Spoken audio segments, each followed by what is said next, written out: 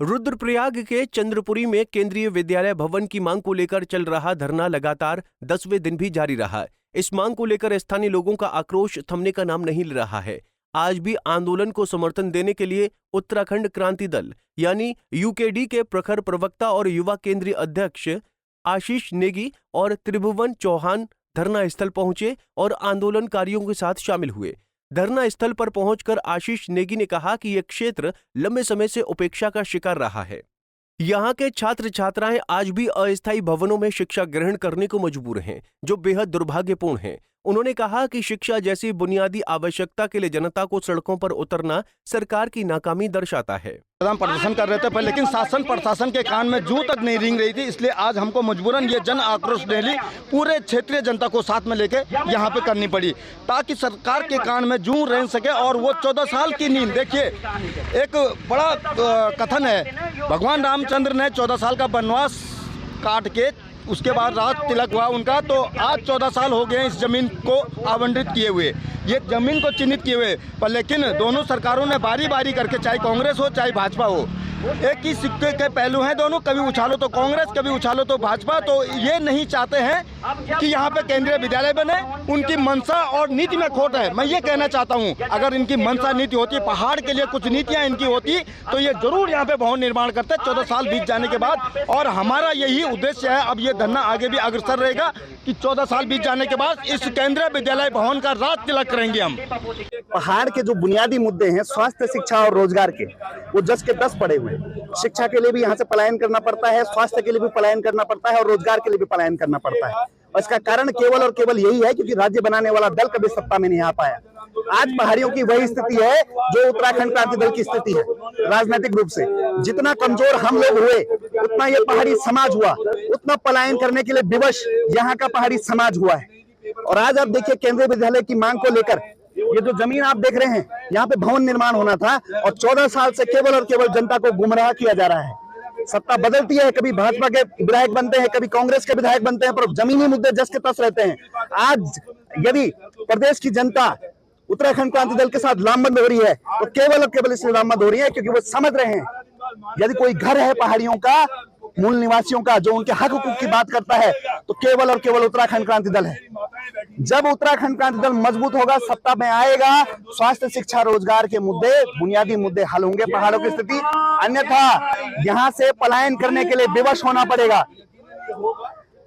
टुकड़े टुकड़े में कितना आंदोलन चल रहा है। कभी बहन बेटियों के न्याय के लिए हमें सड़कों पर उतरना पड़ता है, कभी बेहतर स्वास्थ्य सुविधाओं के लिए हमें सड़क पर उतरना पड़ता है, कभी पेपर लीक होता है तो सड़क पर उतरना पड़ता है, भवन निर्माण के लिए हम सड़क पर उतर रहे हैं। पे केंद्रीय विद्यालय भवन का निर्माण ना होना, वो भी 14 साल से ये बड़ा मुद्दा है।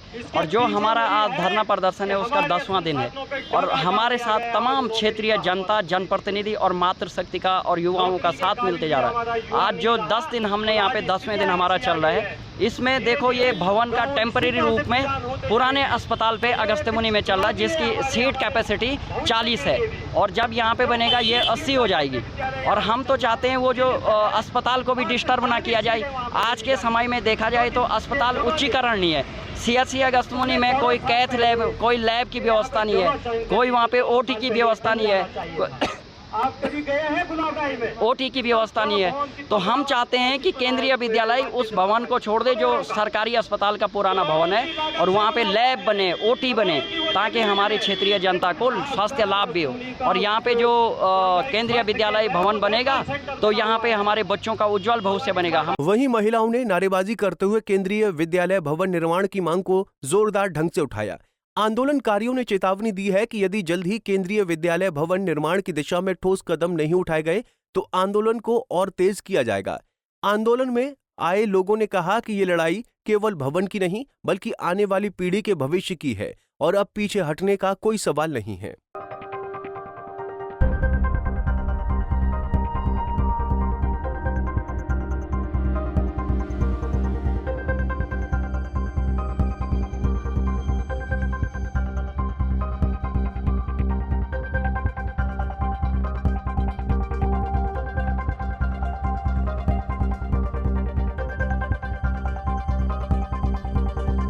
बड़ा दुर्भाग्य है प्रदेश का कि आज 25 साल के इस उत्तराखंड में हम अपनी 14 सालों से बुनियादी मांग एक शिक्षा का केंद्र जो है उसके लिए डिमांड कर रहे हैं। और इस पर कि अभी यहीं सालसोट जहां पर ये युवा साथी बैठे हुए हैं, जहां पर ये मातृशक्ति बैठी हुई है, इसके ठीक पीछे पिछले उपचुनाव में यहाँ पर मुख्यमंत्री धामी आए थे, बड़ी बड़ी वादे उन्होंने करे और ये स्कूल का भी वादा उसमें ज़रूर रहा होगा और BKTC का था, तमाम चीज़ें थी, लेकिन वो 600 करोड़ रुपए की भी बात कर रहे थे। हमारा ये मानना है, समझना है कि आज प्रदेश के हाल क्या होंगे जब हमें 14 साल बाद वापस से सड़क पर बैठने की ज़रूरत पड़ जाए और एक जो बुनियादी सुविधा है हमारी शिक्षा, उसके लिए हम अपनी मांगें करें। इन लोगों ने 10वें दिन हमने कॉल करी थी कल कि 12 तारीख को 10वें दिन हम एक आक्रोश रैली निकालेंगे।